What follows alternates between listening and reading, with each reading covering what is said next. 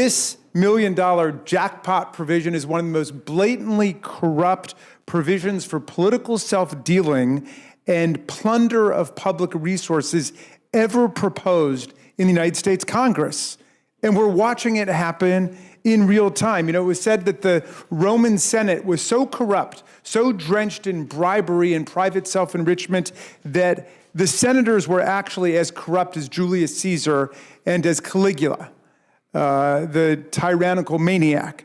I don't know if the Republicans in the Senate today are as corrupt as Donald Trump, but they're on the path, and they're right behind him.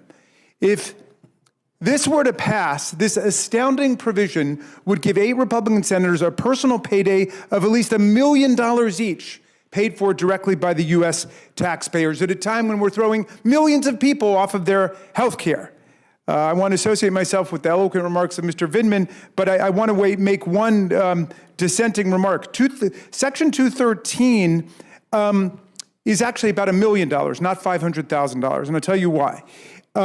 It's retroactive to 2022, which is extraordinary. It's an ex post facto civil law. It allows, quote, any United States senator, not any U.S. citizen, mind you, not even any lowly member of Congress, mind you, but any senator to receive $500,000 from the taxpayers if the Department of Justice subpoenas their phone bill without giving them notice, that's $500,000, and then an extra $500,000 if the Department of Justice seeks a lawful non-disclosure order from a federal judge. That's a cool $1 million they're handing to each of these senators. Case closed. It's over. They want this pirate's treasure simply for having their call records turned over by the phone company in response to a lawful grand jury subpoena. That happens tens of thousands, if not hundreds of thousands of times a year. So are our MAGA colleagues dealing themselves $1 million payout, suddenly civil libertarians saying they want to change the law so grand jury subpoenas can't go out for any Americans unless they're notified first? No. It's not for all Americans. It's not even for the second-class citizens over in the House of Representatives, those present and those absent in the other room. It's not for any of us. It's for 100 Americans. They get special privileges under this criminal justice right. It's a right for those 100 people to say, if a grand jury subpoenas us in a lawful investigation, and if a judge orders non-disclosure, they get $1 million. Wow, that's incredible.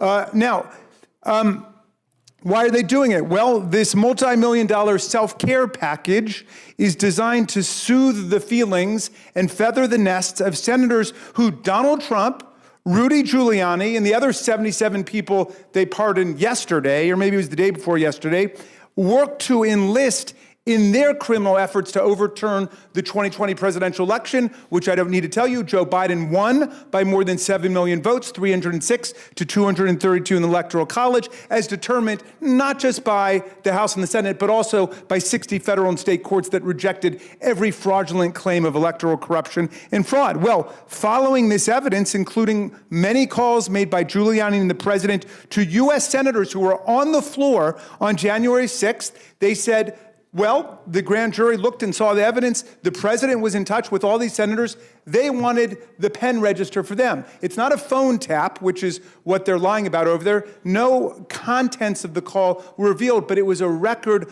of the calls. It's like your phone bill. And the grand juries do this all the time.